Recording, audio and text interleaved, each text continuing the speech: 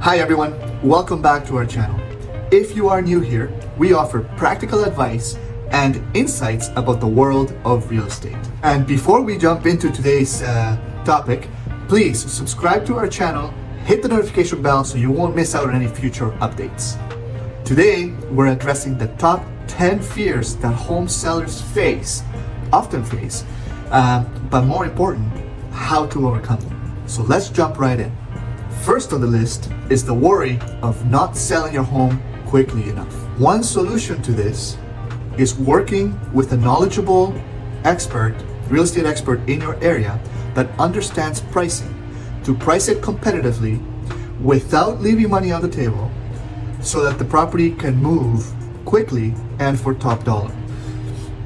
Working with the right agent can help you price the property properly so you can attract the right buyers. Next, many sellers have this fear of receiving a lowball offer.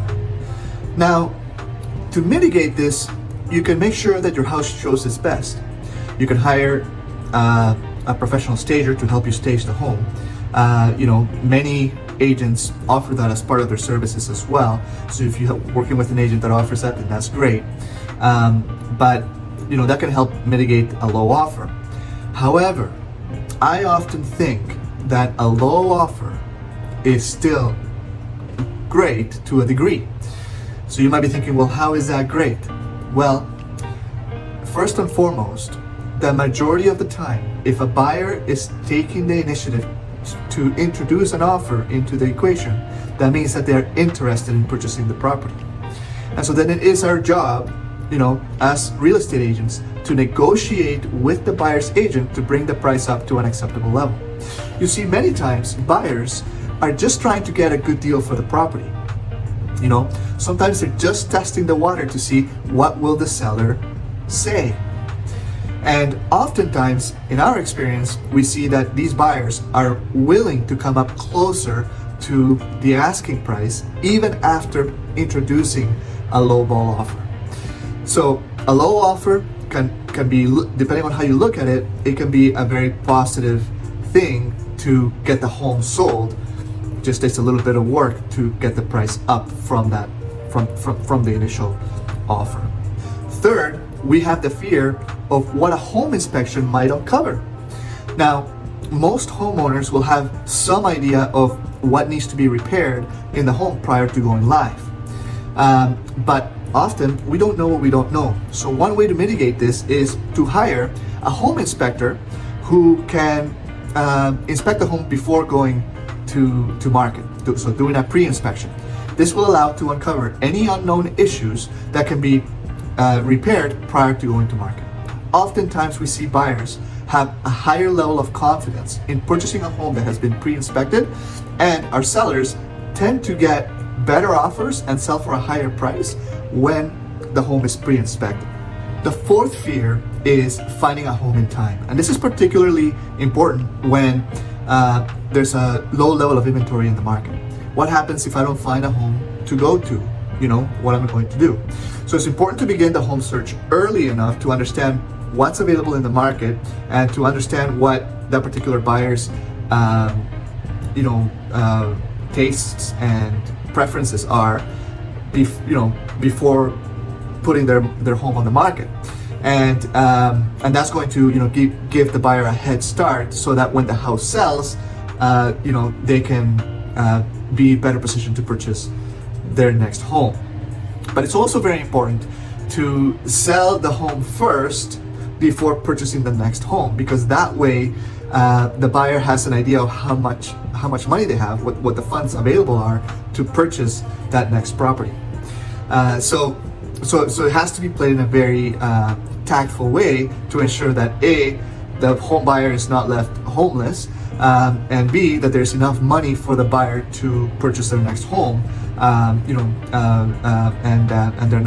they don't run into a situation where they don't have the funds to close. And remember, a good real estate agent should be able to guide you through this entire process. Next, sellers often worry about the current market conditions. While you can't control the market, you can control when you decide to go to market. So it's important to have discussions about what's the best time in your area to sell properties. A real estate agent can show you when the most homes sell typically in your neighborhood, whether it's the summer months or the spring months or the winter months, and give you an idea of how the market is reacting to changes such as interest rates and other economic factors that could affect the saleability of your home. 6 is the inconvenience that showings and open houses can have on the homeowner. It is something that can be completely underestimated, the amount of time and preparation that it takes to clean a house before a showing comes that day. So home sellers, be prepared for that.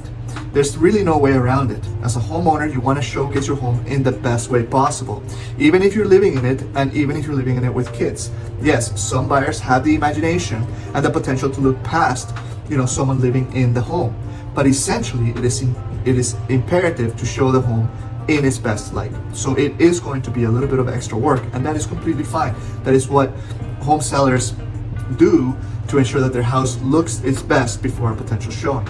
Same thing with open houses. It's important to pick a time that is convenient for the home seller and ensure that the home seller has, other plans and activities to do during that time. An open house can be usually 2 or 3 hours long, but oftentimes you have these straggling viewers that come towards the end of the open house and they'll stay for an extra 20 to 30 minutes. So, that is a fear that home sellers have. And I would say that in this list, it's something that simply just has to be managed, and the expectations have to be managed that yes, it is going to be work to prepare the home prior to showings, and it is going to be a little bit of inconvenience to have to leave the house and come back, for an hour or so whenever a showing is scheduled. Paperwork. It can be daunting. That's why it's important to have a real estate agent with experience that understands the paperwork and what the terms in the contract mean generally, to be able to guide a home seller in what kind of offer they're going to be receiving and what the terms of the offer mean. Things like possession date, conditions, price, deposit terms, all of those kinds of things are going to be important for the seller to understand. And so hiring a real estate agent, and also taking the extra step and excuse me, and talking to a lawyer that understands the real estate paperwork can help mitigate some of those uncertainties. But if you have a trusted real estate agent beside you who can guide you through the entire process and understands the paperwork that's utilized in each transaction, then that worry can be minimized. 8 is that some sellers worry that their home is not appealing enough. Many times I have clients that call me and say, hey Michael, can you come take a look at my house and tell me what needs to be done before we go to market? And it's a pleasure to do that.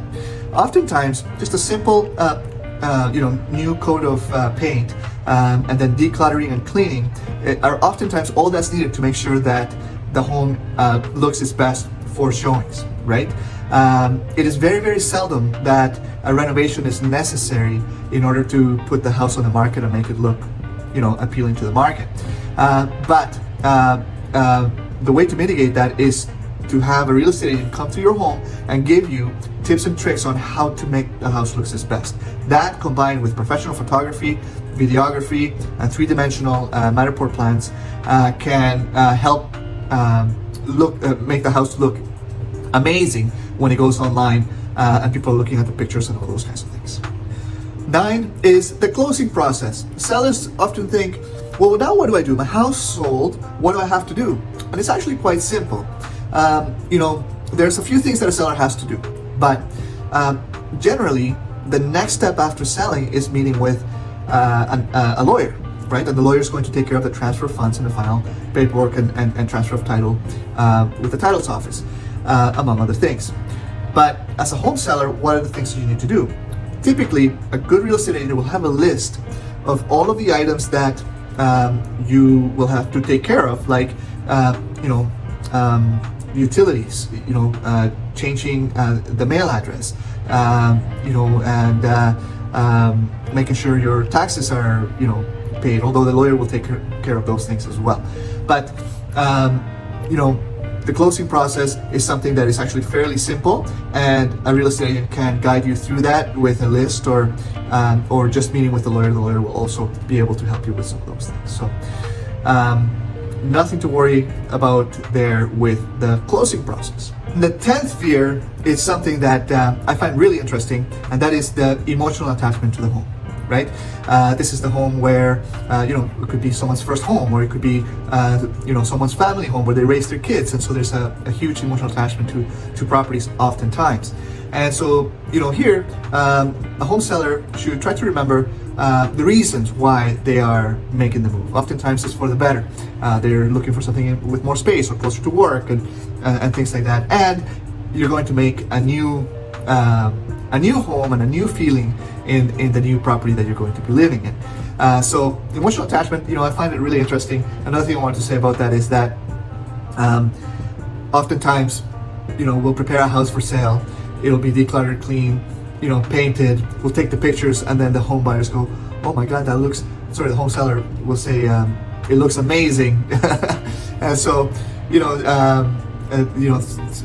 get this feeling that, hey, maybe they don't want to sell or whatnot. I mean, that's never really happened, but when you love your home that much and you make it look so good, you get this extra emotional attachment to your home, and it can make it a little bit harder to move away from it. So it's important to remember the reasons why you're moving, or a seller is moving, and that's I think that's probably a very important point, because the reason that someone would sell their home is because they have an end goal in mind, whether it's to move to a bigger place, or sometimes the family has moved out and the couple doesn't need as much space, so they find a home that's the right size for them. I like to call it right sizing, not downsizing. Right sizing to the right property, and also sometimes it might be a financial situation where a home seller may need the funds for something else. Maybe there was a job loss. That happens in life, right? And so the emotional attachment piece is something that is a fear that sellers often have, but it's also important to remember why, as a home seller, why you're making this move. So there you have it, the top 10 fears that sellers have and how to tackle them. Remember, knowledge is power, and being prepared can make the whole process a lot less daunting. If you found this video helpful, give it a thumbs up and share it with someone who you think might find this information useful. If you're ready to sell your home or have more questions, don't hesitate to reach out to me directly. I can be reached at 403-512-9825. You can email me at michael@michaelnewton.ca, or you can go directly to my website at www.michaelnewton.ca. There, you will find more resources and assistance. Thank you for watching, and we'll catch you at the next one.